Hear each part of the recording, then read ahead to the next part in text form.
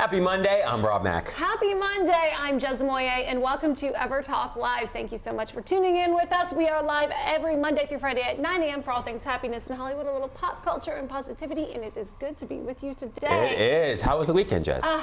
It was great, so I'm a little hoarse. Are you? Yeah, A lot of screaming?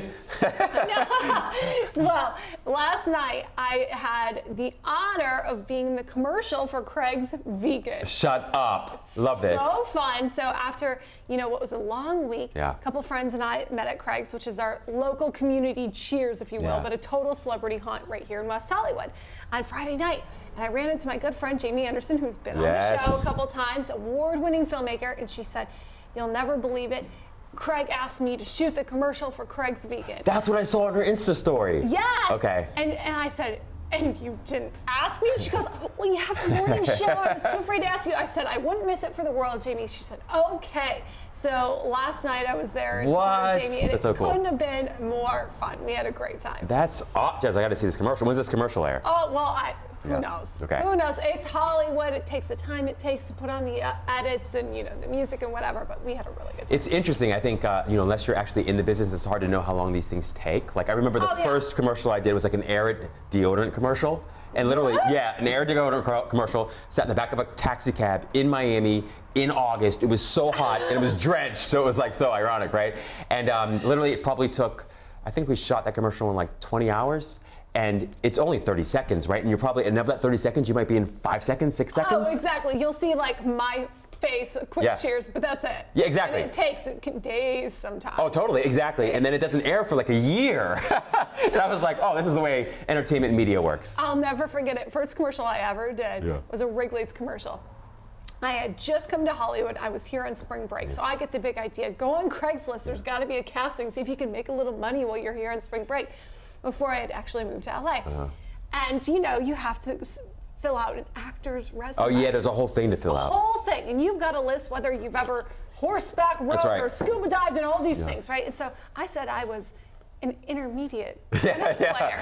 And I got cast in a Wrigley's commercial to play tennis. That's cool, actually. Super Wrigley's is dope. Cool. But let me tell you, I had exaggerated on said actor's resume, and I was not an intermediate tennis player. Next thing you know, they're like, and the blonde, let's make it. And I was like, oh God, no. No. Happened again with me figure skating. Shut up. You're kidding. See, and it's interesting. You can't exaggerate your talent, your abilities. Hollywood will catch you. I know, that's true, but then you don't book the commercial at all if you don't exaggerate. I mean, it's such a catch-22. It's interesting. I did the same, well, I actually can swim, pretty well, but I remember doing like all the sandals. Like advanced swimmer? Yeah, advanced, like literally. They were like, can you do all these water sports? And I'm like, I can't do any of those water sports. I can swim. Sandals guy? I did sandals. I knew 2 or 3 times a year. Stop. Yeah, I did beaches. I did St. Kitts tourism. I did all the Caribbean. It's hilarious. I mean, my goodness. And I think about now all the things that I checked. I checked jet skiing and waterboarding and water skiing, and I mean, checked everything, of course. But thank goodness I didn't have to do most of it. I only had to do the swing part. Oh my God. Right? So do you like the sandals results? Oh my gosh, it was the best. I mean, I think, quite frankly, I never realized, I think growing up you think, oh, modeling, acting, it'll be so cool. But it was cool and amazing in different ways than I expected. It wasn't that it was so glamorous. I mean, that was kind of cool, but I did a lot of blue collar modeling, right? So catalog stuff and, resort stuff, which is fantastic because it often pays better. Oh yeah. But the best part about it was that you only work for 6 hours, and then you're on the beach most of the day, and even the 6 hours you're working, I mean, as a guy, I was in the back often, as a prop. Oh, I'll never forget it. It's 6 hours though. Or you show up for a runway show at 4 a.m. if you're working in China or Beijing, and the show isn't until 7 p.m. Oof. And I'm like, well, what am I going to do in this room? Yeah. What did you do all day? Well, watch Chinese men do push-ups. Push-ups? Yeah. Yeah, that's awesome. Great. I was the token American girl for the Levi show, so I just said, somebody's going to need to get me a Starbucks. I just played the part. I went right into it. It's hilarious. I remember that. I would read. Thank goodness I like books because, there's a lot of downtime, in both acting and modeling. I remember the same thing when I did South Beach on CW. I had my own trailer, so I was really killing it, I thought. No. And I remember thinking, oh my goodness, this is so awesome. I'm going to play Paco. And I remember getting that trailer, and I think the call time was at 7 a.m. and I didn't shoot till 6 p.m. and my anxiety was through the roof. I mean, I remember sitting there the whole time. I only had like 2 lines. Well, you have to sit in a trailer that's like as big as this table. Yeah, literally, it's tiny. Yourself, just waiting for somebody to call your name. Yeah. Hair and makeup ready. It's true. Day. I look back now though and I think, oh my gosh, that's like an LA apartment right there. the trailer. Totally, probably tiny. Nicer than a lot of apartments. That's true. No doubt about that, for sure. Hollywood. I know, indeed. So fun. I walked out of that shoot from Craig's and then this girl in the street stopped me and she goes, were you just in that TV shoot inside? And I said, well, yeah, and you forget how novel it is to people who aren't just living that. She said, can I take a selfie with you? And I said, well, sure, no problem. It was just so fun. Craig's is a big deal, though. I mean, every time I've been to Craig's, besides, you and Andy, who are the 2 celebrities I most look forward to seeing, I've always seen someone that is recognizable and is a household name there. I mean, right? Yeah, and great food, great drinks. Of course, they've got Moët Rosé, which is all you need. Moët, exactly, a little Moët Rosé. It's because Craig has done such a great job of creating community there. Yeah. And you can not go there to see and be seen, but you can go there to truly connect with people. Yeah. And some might say it's sceney and, sure, you do you, but the people there know who you are, and they like you, and they remember to ask you how your day was, and they say, I see the same guy sitting in the same place at the bar every Tuesday. Yeah. It's a second home. Absolutely. It's like Cheers, but a lot more expensive. Yeah, in a good way. It's Hollywood. Well, we're really excited to welcome a very special guest. Morning, Megan's back in the studio. Megan, how are you? Good, how are you guys? We're so excited that you're here talking all things holistic nutrition and mental health. We want to know, how do you start your day? How do you wake up and stay woke? Oh, good question. Okay, so I just recently started incorporating cold showers in the morning, which is a new thing for me. It's been going really well. But after that, I always start my morning with a cup of warm lemon water. And then I do a little meditation, a little journaling, and then usually a matcha latte after that to caffeinate a little bit. Oh man, it's so LA. I love all of it. Yeah, so very LA. Right? It's awesome. So what do you journal about? Whatever's kind of like present for me, whatever's going on, just kind of like a mind dump, like get out whatever's stuck in my mind so that I can start my day fresh and clear-headed. Oh, I love that. Most of us call that friends, having a friend. They just mind dump on you. But I love the journaling more. It seems healthier. Yeah. Yeah, for sure. And the meditation, what's that look like for you? Yeah, so I usually do just like set my timer for 10-20 minutes, and I'll put on like a nice kind of soothing track or like some binaural beats, a sound healing meditation. Sometimes if I'm feeling like really distracted, I'll do a guided meditation to help kind of calm my nervous system a little bit more and start the day on a positive note. Love that. Yeah, I had a psychologist friend introduced me to binaural beats, and I started listening to them at night. And I feel like they really made a difference, actually. They really do. There's, I mean, something so powerful about like the vibration of sound. Indeed, absolutely. I tried to listen to them once while I was driving. Oh no! Oh no! Oh, no. Not recommended.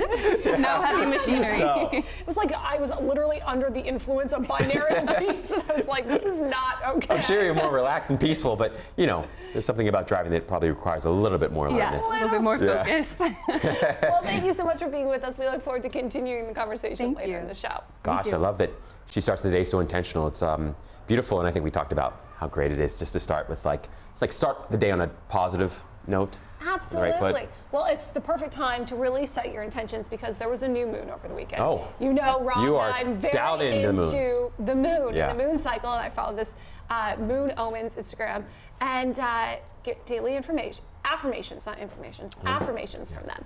And today I got, my growth is not the destination. I am limitless, being reminded of who I truly am. And that is what growth is. Remember. Oh, I love that. I loved that. That really resonated with me, especially in this time, in this new cycle. We're coming to the end of February and everybody's set these intentions and these resolutions, and most of us have already failed at some point. Yeah. And we have to remember, though, that we've actually tried, and that's what the growth is. It's not reaching some destination. It's not finally making it to some level of perfection that you will never achieve. Yeah, I just love that. I think that's been, I guess, one of the discoveries of my own is, anything that I've wanted to sort of achieve in the world, whether it's like, peace or love or happiness or even success or, maybe a sense of abundance that, it's not a new state, it's your original state. It's like your true nature. right? Your original essence. You're just living your best self life. Yes, exactly. So it's more of a recognition and something that you relax into rather than something you reach for, right? And so, and I think kids are great about reminding us of that, right? Because they've got a natural sense of wonder and awe and even peace and joy and even a sense of abundance. I mean, they just expect sort of the whole world sometimes, and they feel like they very much deserve it, which they do, right? Completely. So I love that particular quote. That's just beautiful affirmation, I guess. I love what you said about the kids too, because I ran into one of my girlfriends over the weekend, and she's got this little 6-year-old daughter who's just like, you know, her little mini-me, and she knows me to be a princess. She thinks I live a very princess life, right? Because I'm always having to dress up somewhere and put on pretty things. And the first thing she said to me when she saw me was, "Can I have another crown?" And I thought, yes, you can. And that, I so appreciated that moment for her. I just think that's so beautiful. It's interesting. So today, after the show, I'm going to talk to this eighth grade class of middle school students. And, you know, I was thinking, like, you know, what was it that I wish I would have known in middle school? You know, what do I wish I would have known when I was younger? And there's so many things, because I think along the way you receive such bad advice often, and also really great advice. Right. And I was wondering that with you, Jez. I think of you as just this little cute 8th, you know, grader, probably with, you know. Cheerleader. Yeah, cheerleader. There you go. What do you think you wish you would have known in middle school?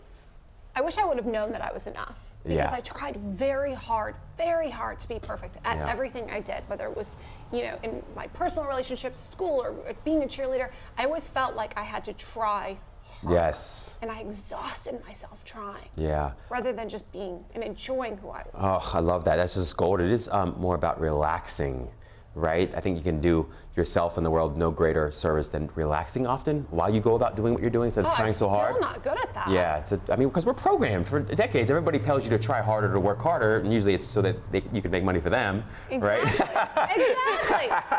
Right. Rewriting that script. So what do you wish you would have known in 8th grade? Very similar. I mean, honestly, just to believe in myself and to trust myself. You know, I wanted to, like, I've shared many times, I wanted to be a professional basketball player. And, you know, I was obsessed with watching basketball players. So of course today in LA they're doing the celebration of life for Kobe and Gigi. And you know, I watched Muse, which was this documentary, and it was just interesting. You know, he had to often remind himself to believe in himself. And that was the one thing I think growing up, because I was so dedicated to playing basketball and because I studied all the greats. I mean, I studied all their moves and I broke all the moves down and dissected the whole game.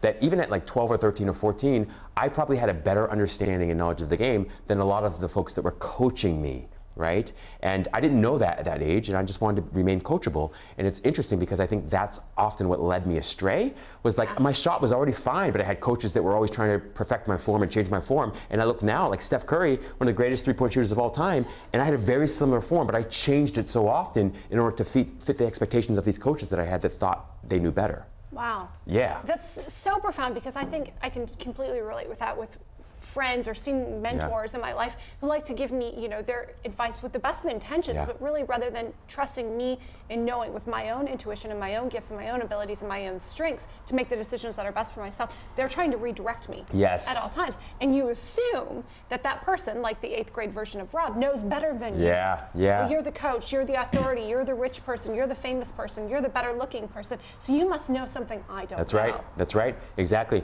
My brother was sharing, I guess he watched Shark Tank the other, maybe it was Sunday, and he said, you know, there was somebody that was presenting their business idea, and you know, they were basically making the argument that, hey, we're very coachable. And of course, me being a coach, I love coachable people. I always want to remain coachable. But Mark Cuban basically, you know, spoke up and said, that's your problem right there. You're too coachable, right? Wow. Like, right? You listen to too many opinions. You have too many voices in your head, and it's sort of distracting you from your own inner knowing and inner guidance. And so, belief in yourself is just huge. The other thing I'd say is that, you know, to stop waiting for someone to come along and save you, right? From whatever it is in your life. I think that's a little bit seductive. And the entertainment business can really seduce you into believing that there's somebody out there that's going to save you. Oh, there's an agent, there's a casting director, there's somebody that's going to give you the chance that's going to change your life and that will save you from whatever current circumstances.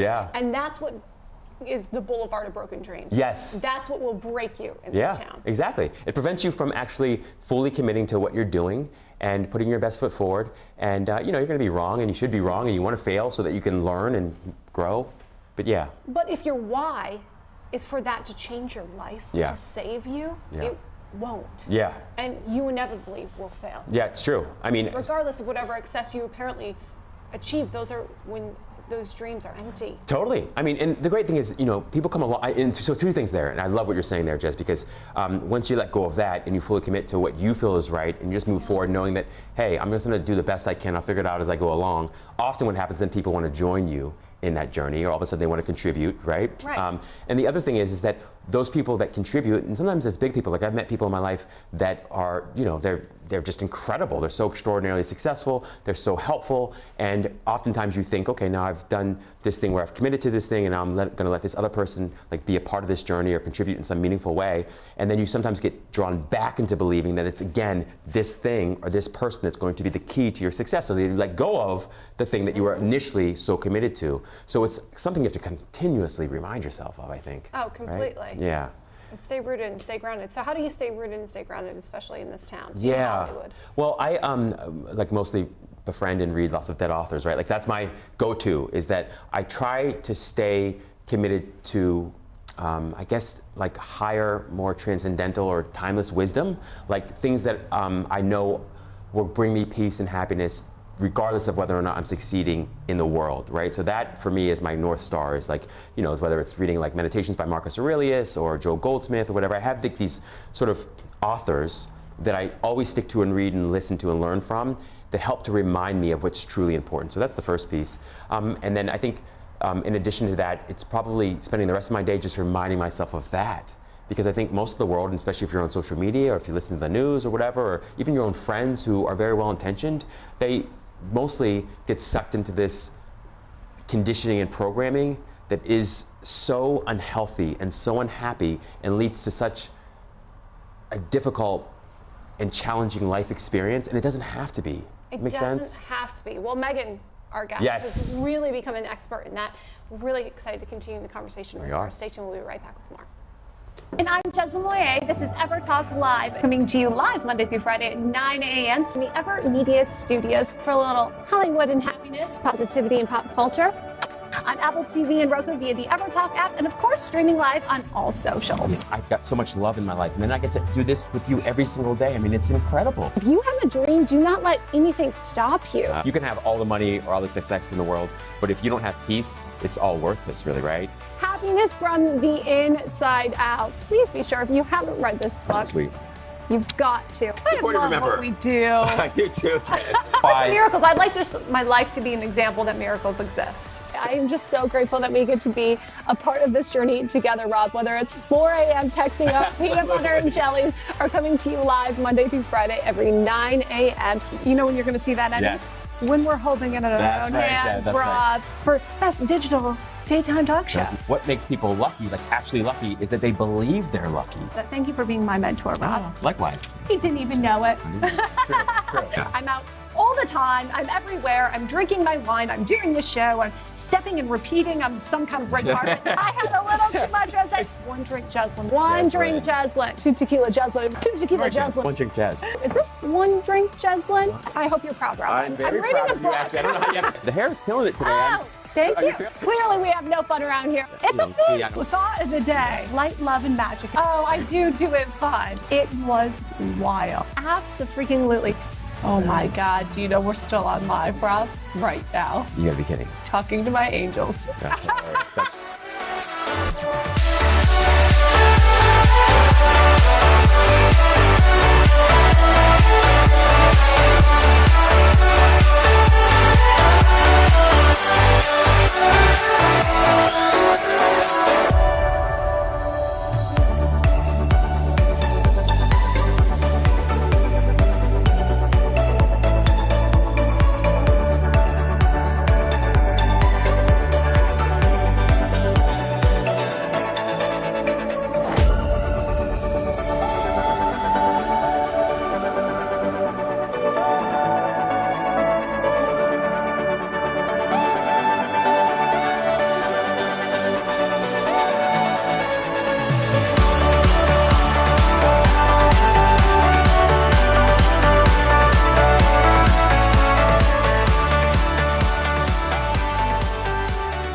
They always say if you love what you do, you don't work a day in your life, right? True.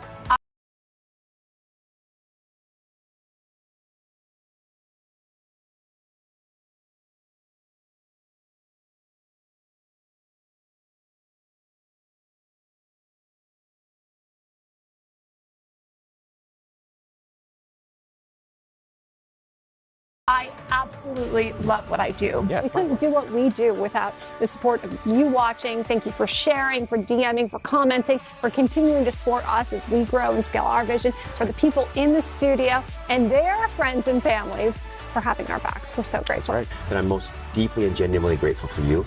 Truly I am, Jazz. It's just a pleasure every day to get to connect with you and work with you. It's amazing. Oh, thank you. I'm so grateful for you. We love you, Romac. There isn't a man or woman who hasn't met you and said you're the best dressed person in Los Angeles and the happiest guy we know. It's an honor to be able to do the show with you. Appreciate that.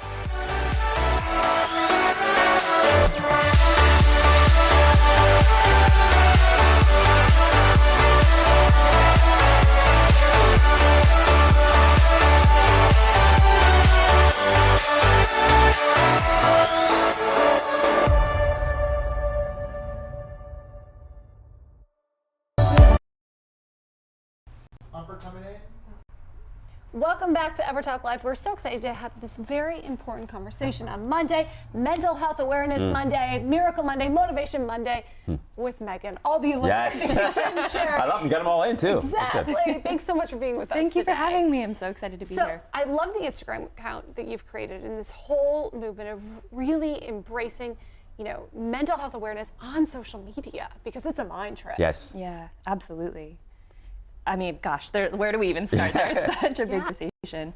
Well, I'll share with you a couple of the posts that really resonated with me. Your weight will fluctuate, your value will not. Love to that. Second favorite post, you don't have to post it to prove it. Oh, Amen. nice. That's great. People struggle with that one, Yeah. right? Yeah, I feel like we live in this time now where it's like we feel this pressure to put everything online so that people can see it and kind of validate, like, I did this cool thing, like, I'm valuable, I'm worthy, I'm up to something big. But it's interesting because I feel like people struggle because on one hand they knew it like intuitively maybe that they don't need to do that, but then there's the other part of them that feels like they need to do it to prove it, but that they also need to do it in order to attract more people, right, and get more followers. And so how do you help people make sense of that and make peace with that?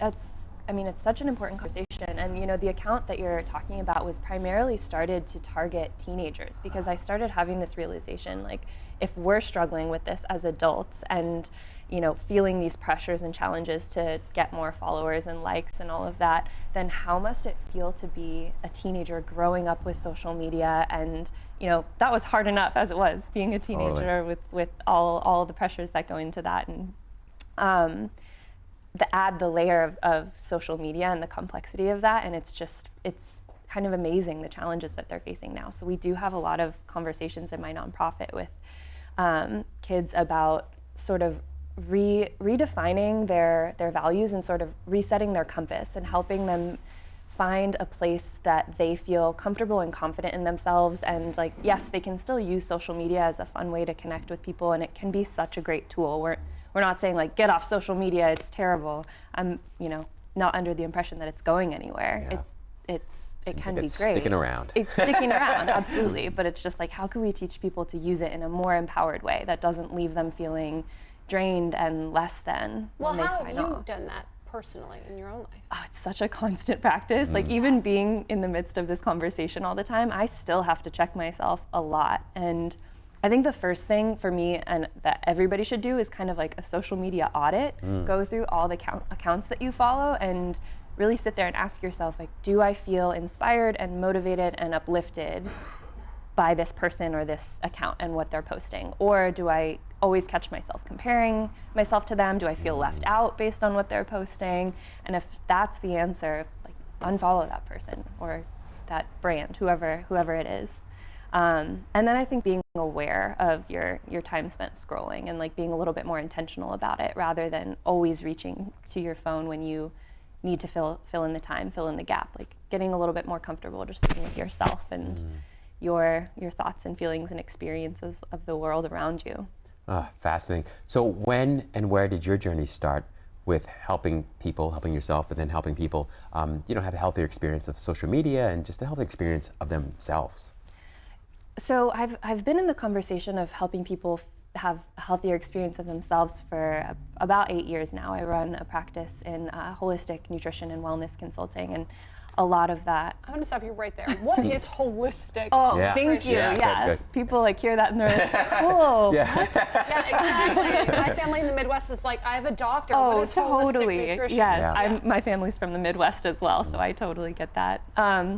So holistic nutrition basically just means looking at the body as a whole. Holistic wellness is not just like addressing a symptom like Western medicine would, and like if you have a headache, taking an ibuprofen for it. It's more like asking like, where did the headache come from? Maybe you didn't drink enough water today. Maybe you didn't get enough sleep. And so really looking at the entire body and your lifestyle habits as a whole piece, and addressing all of it rather than just one area. So it takes into account nutrition and movement and sleep hygiene and stress management and the supplements you take, like all the things that could possibly be impacting how you feel on a day-to-day basis. And mental health plays such a big role in that as well. It's really interesting though how physically your body affects your mental health and well-being. So much, yeah. And I think that, a lot of people don't make that connection, but once you do, it's like something clicks that you're more in the driver's seat because you realize like eating certain foods can affect your mental health and well-being. Moving your body, you obviously get endorphins from working out, and that can improve the way that you feel. A lot of the times, like when you're feeling stressed out or particularly down or anxious one day, it can be because you just didn't get enough sleep the night before. Like something in your physiology can be just a little off. Yeah, I know. Right. I'm like, wait, what? Right, and it's like, and I forget that too. Sometimes it's so helpful to check in when you're like in the thick of it and just ask like, am I tired right now? Yeah. Or like, am I hungry? Like there could just be something going on with your body that's like an easy fix that changes your mental state so much.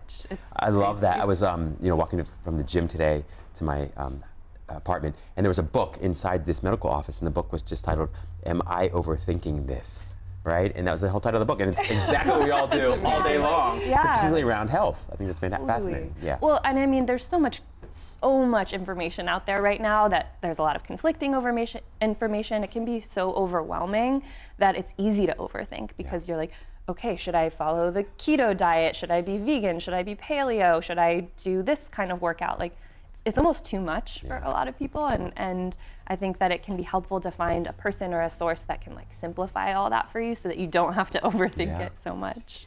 Well, and I think it's really important to have the conversation that what might work perfectly for you isn't going to work perfectly for me, and that's okay. Yeah, and that's the best part about like holistic wellness and nutrition too, is looking at this, like we call it biochemical individuality. Like all of our bodies respond so differently to different inputs.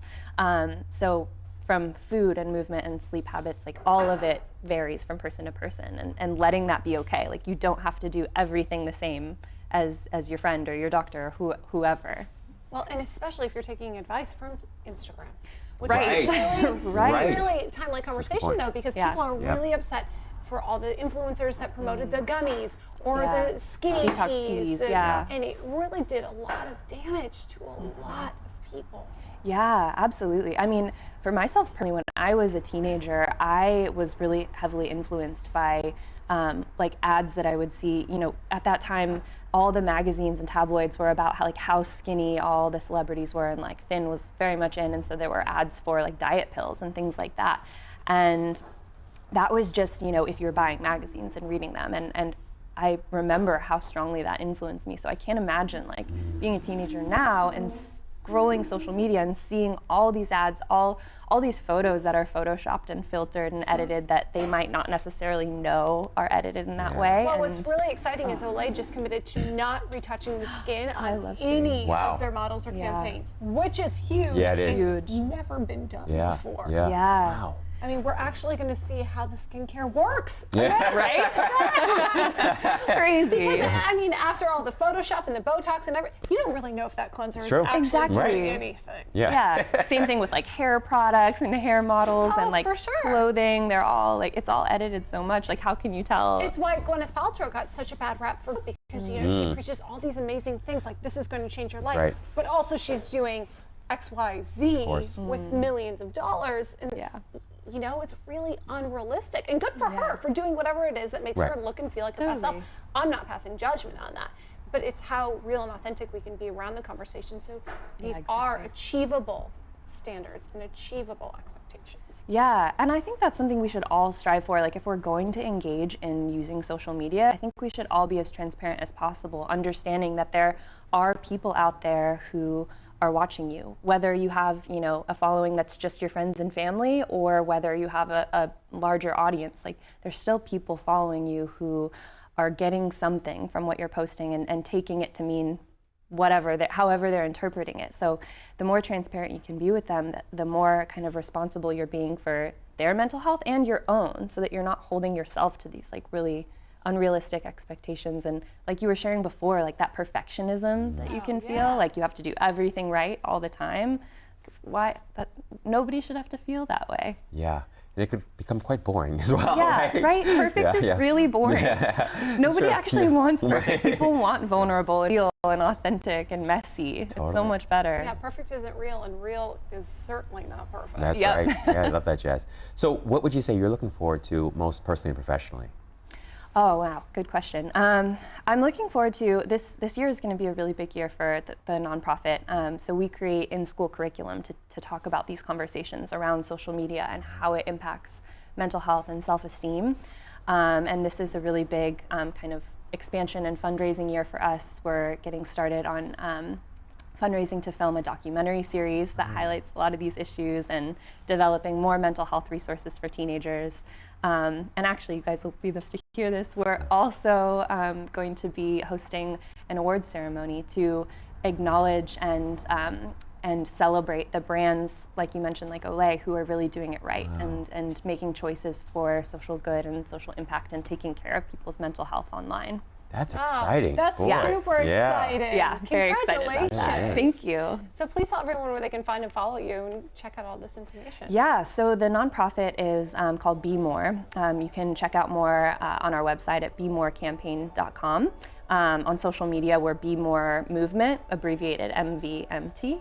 And then I post a lot of like holistic wellness tips on a daily basis, meditation, yoga, all that kind of stuff on my Instagram, which is just at Megan Scherer, my name. I love it. Thank you, Check Megan. her out. Yeah, We thank appreciate you so much. you, and we appreciate you being with us this morning. We will be back live tomorrow on EverTalk. Of course, you can check it out on Apple TV and Roku, and like, share, comment, and follow along at EverTalk and Rob Mack Official and Jocelyn. That's right. Be more. Hope you guys have a great day on purpose. Happy Monday, all. Good Monday. Happy Monday. Hey, Jazz.